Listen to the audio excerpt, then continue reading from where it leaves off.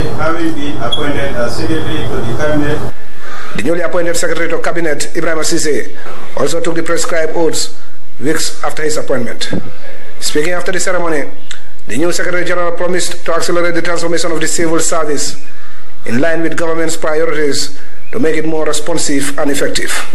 Like I was told by the President, it cannot be business as usual. So since it cannot be as business as usual, the civil service need to therefore respond in kind by really sweating the assets of government, by doing that last mile in order for us to be able to achieve what are the presidential doctrine in terms of the priority areas of our national development, which is juxtaposed with the national development plan. And therefore, in this regard, we would develop different scorecards by the civil service that Cabinet could finally agree upon as a way in which we could measure output and performance of the civil service. In response, President Barrow congratulated the three men for accepting the challenge, adding that he has full trust and confidence in them. The President said that his government remains committed to building strong and enduring institutions that better serve the people, and called on all Gambians to work towards this goal. I urge you to serve our people with professionalism, without fear or faith.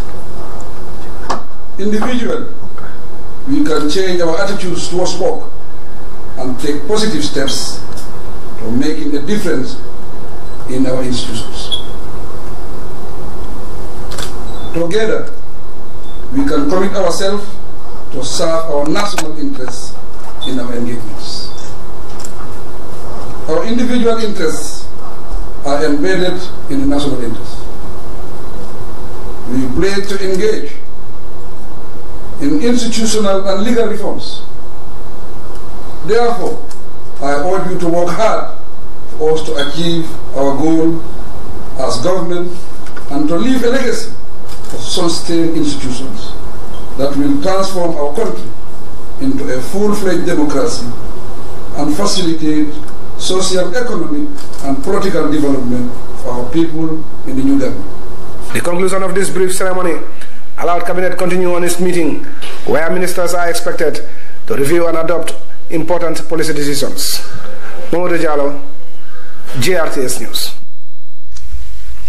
An encounter between supporters of the APRC and residents of Busan Bala in the West Coast region nearly turned ugly after young people took to the streets to express anger over an alleged assault on the home of the town's imam.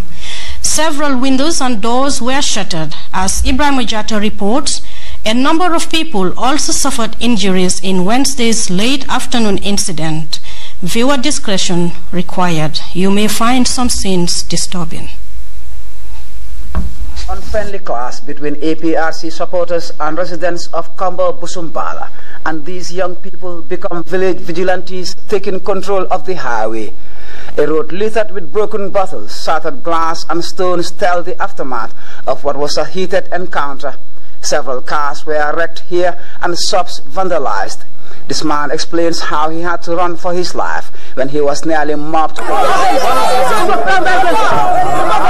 A hostile encounter that nearly turned ugly.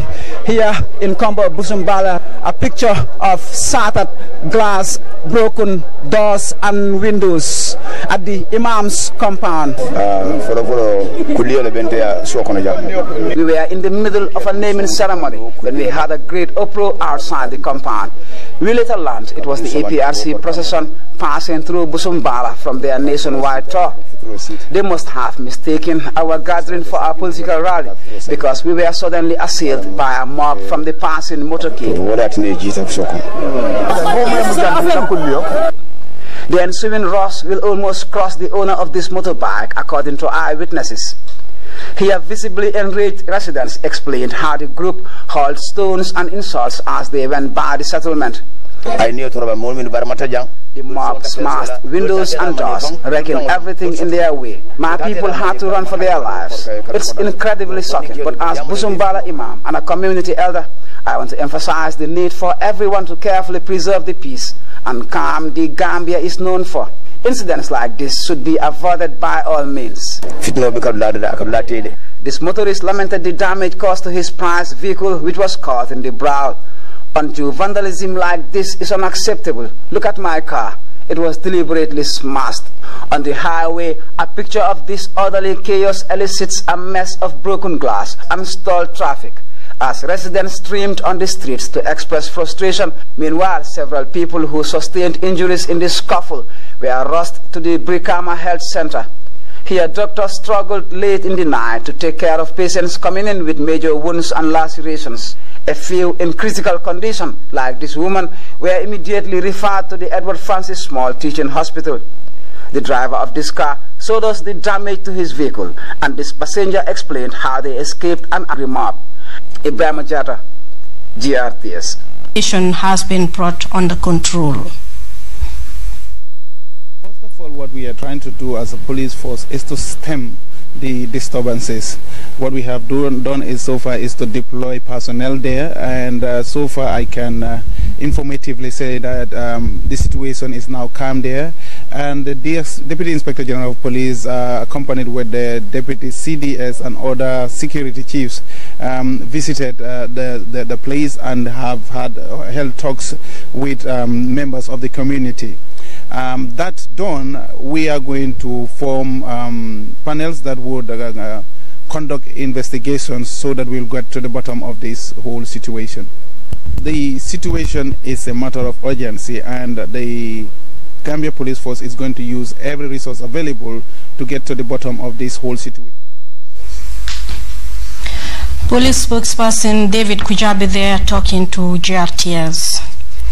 Still on that story, the National Assembly member of Busan Bala constituency, Honorable Pa Sekou Jaju, has called for calm in the wake of last night's scuffles in Busan Bala.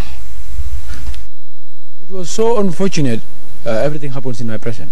Then I called the police to come and see the situation and leave it on. But now everything is under control. We regretted it, and I'm sure I don't know of the leaders of the APRC, but the National Assembly members, I know they've regretted it, because that's not what we call for in the National Assembly. We are trying to call for unity. We are trying to call for reconciliation of everybody in the Gambia. The Gambia belongs to all of us. My message to political parties, my party and all other political parties: we form parties because we want to sell our propaganda, our ideas to the Gambian people to support us and give us their vote. So I don't see any reason why should we go. The people that we are talking to, for them to support us, for us to go and fight them. So my message to them. Honorable Pa Sekou Jaju speaking to GRTS about the Busan Bala incident. Meanwhile, the APRC chairman Fabakary Tombong Jatta has called on supporters of the APRC to exercise restraint. Gambia is a small country, and one small family that almost everybody knows each other.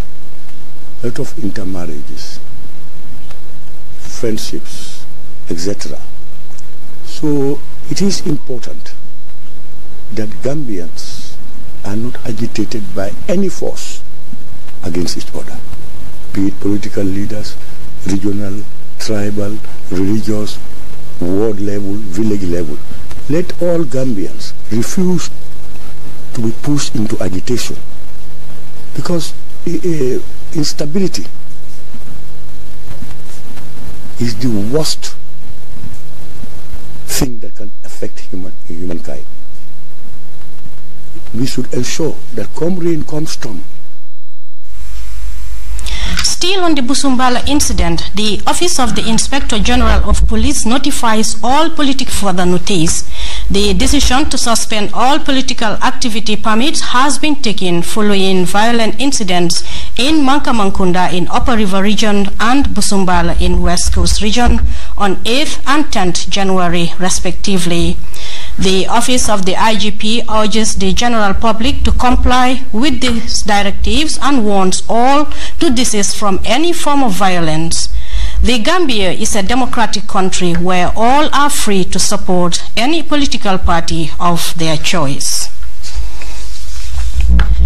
The Jana Commission today summoned the outgoing mayor of the Kanifing Municipal Council, Yankuba Koli.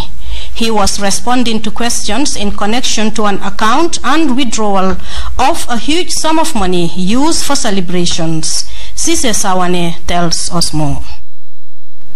As his term ends as the mayor of the Kanifing Municipal Council, Yankuba Koli appeared before the commission to testify in connection to the mobilization account at the Guarantee Trust Bank. Monies were said to have been withdrawn from the account and used for welcoming and bid farewell to presidents in the country. The payments we received, the 602,000, was in respect of the visit of President Ma, the president of China on Taiwan, which was in 2012. And the second amount of 385,000 was in respect of President Jonathan in 2013. And for the visit of President Jonathan, Fatu Lamin Fai was responsible. Is there any reason why you did not retire to her? Why the sum of 385,000? I received the bulk as the chairman of the mobilization of the president that was coming. And in it, I have some other committees I understand that. We just want to understand, up to yesterday, you did not retire. If you have an explanation for it, we would like to hear it. If you don't, then that's fine, we move on. No explanation, ma'am. Koli, who also serves as the national mobilizer of the APRC party, was asked whether he could submit receipts to substantiate his argument of retiring to Fatuma's job, the former tourism minister, but Mayor Koli responded in the negative. I have my own file that involves in the fire incident that happens at the bureau. When the bureau was born, that's where my... For the retirement of those funds given to him to serve his best interest. Samba Savage, former deputy governor at the Central Bank of the Gambia, reappeared before the Jana Commission to respond to questions surrounding the 3M account at the Central Bank. 3M account was one of the many accounts that I dealt with whilst I was working at the bank.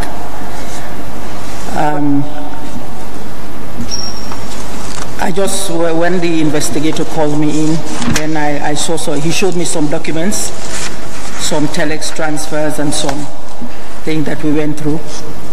Next to testify was the former secretary to Cabinet Nuha Toure in connection to the Gamtel China and Taiwan loans and grant agreement. The gold coins that were bought at a huge sum of money by ex-president Yahya Jammeh was also revealed. We have minutes from yourself to the president concerning the purchase of gold coins, yes. 75 gold coins at $1,725 US, yes. Each total $129,375 US. That's correct. Yes, they were received, but submitted directly to delivered directly to the president. I think. What happened to the gold coins? No, they were produced to commemorate the 20th anniversary of the then July 22nd revolution. So it was meant as gift to high-profile dignitaries. Sit-ins will resume on Monday, and for GRTS News, I am Sisi Sawane.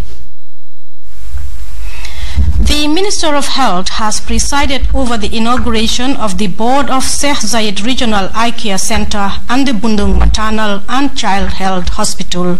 As Aisatu Jata reports, the management board of the Serekunda General Hospital was also inaugurated.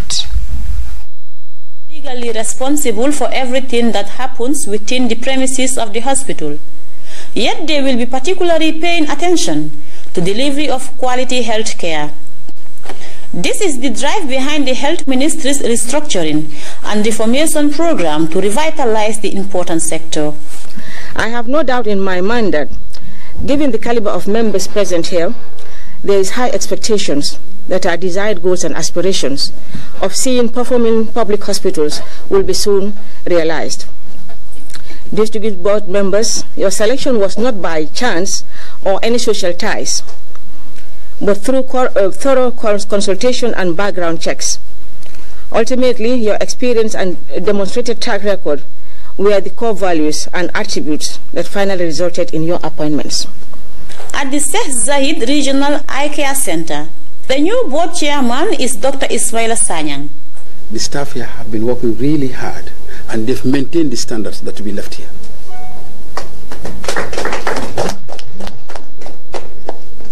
I'm quite happy because you cannot say somebody is a good manager who, after he left, his work goes down. If you are a good manager, you must have done what is called succession planning. People who will take over from you and ensure that the work you have done goes up and not down. Sheikh Zayed Hospital Administrator Omar Ba described the setting of a new board as a great idea.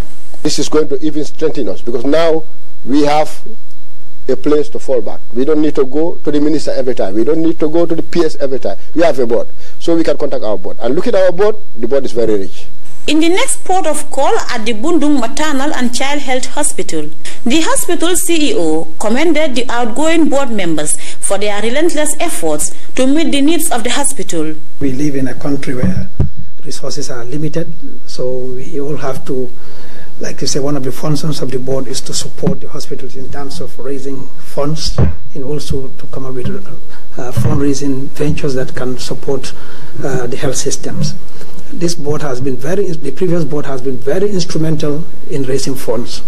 We were able to bring this hospital from 34 beds to 100 beds through the support of the board, the fundraiser, and we were also able to equip it fully through the support of the board. You know what I mean? So this has been the momentum, and then we definitely want to continue the spirit from this new board. I want to use this opportunity also to thank the outgoing board members. They've been very relentless, they've been very supportive all the times. After serving as a board chairman, has been reappointed. For international researchers and organizations like MRC. And the reason primarily why we do that is because we've got the commitment research. So we do piggyback. Doka said the hospital has been working tirelessly and the same trend will continue. And finally, all new hospital boards in the metropolis have been inaugurated. Next, the Health Ministry will embark on a nationwide mission to inaugurate hospital boards in provincial Gambia. Aisa Tujata, GRTS. Time now to take our first commercial break. Sports is next. Stay with us.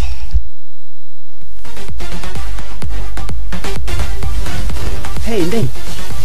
You look tense. I mean, what's up? I can't help it. The internet is way too slow. Ndeng, why not join the future? How? Why not try this?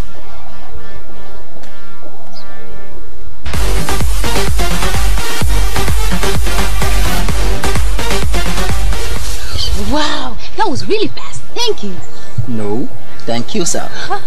For the first time in the Gambia, QCell means that you can now connect faster than ever before with 4G LTE speed. QCell has a wide selection of 4G LTE mobiles, dongles and MiFi routers. QCell's 4G LTE. To subscribe, dial *335#. For more information, call 111. QCell. Sunyu SIM, Sunyu Boss. We innovate. Orders follow. Terms and conditions apply.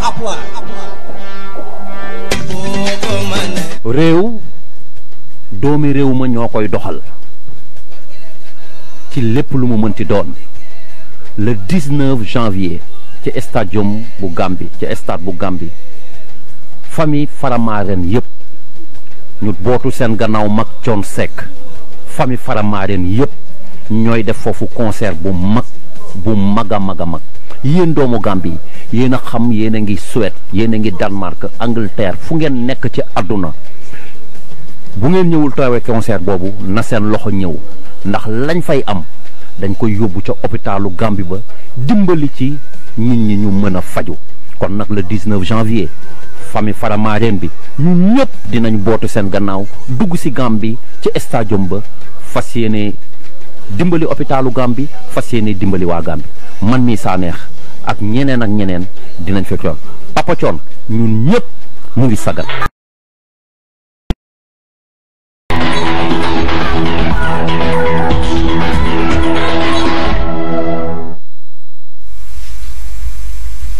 Welcome back to GRTS News.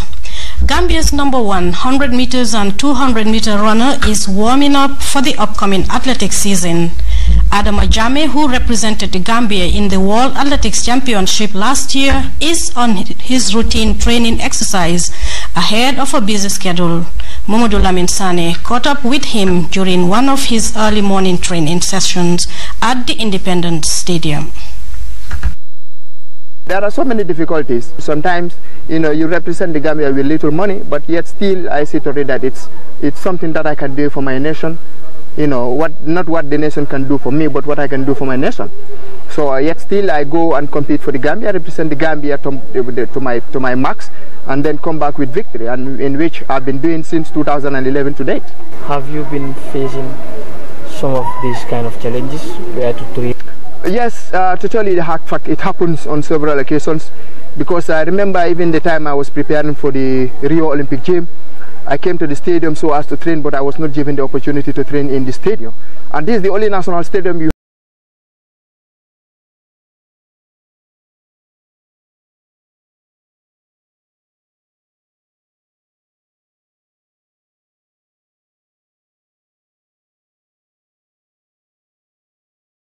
also is the gym, because in the Gambia we have a gym in the stadium. Yes, it's a proper gym, it's a standard gym, but it's a private gym. So we will appreciate the Gambia to have its own gym meant for the athletes. We need that support from the government and the private sectors, because athletics is very, very expensive. It's really expensive.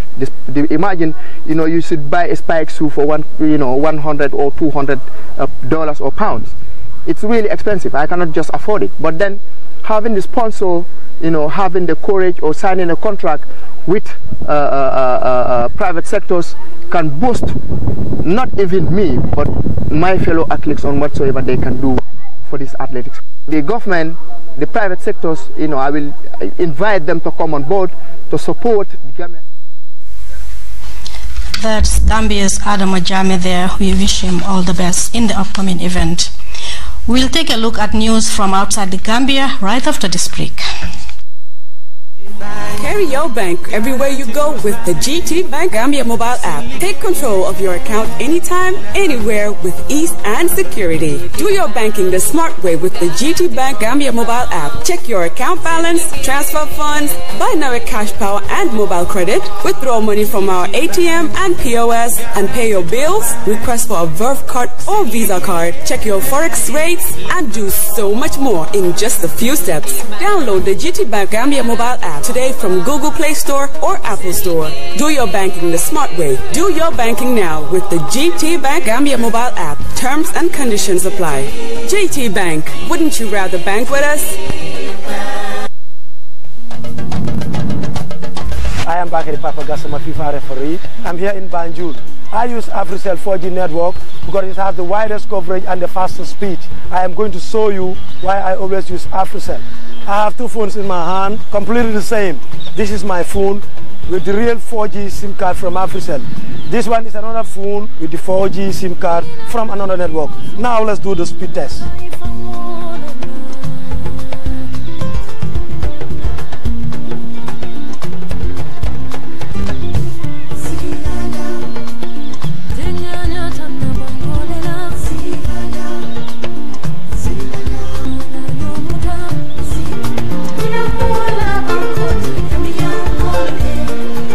Wow, I'm having full coverage from AfriCell, where the speed shows 75.37, and from the other one, we have 13.68. I must give them a red card. This is the proof.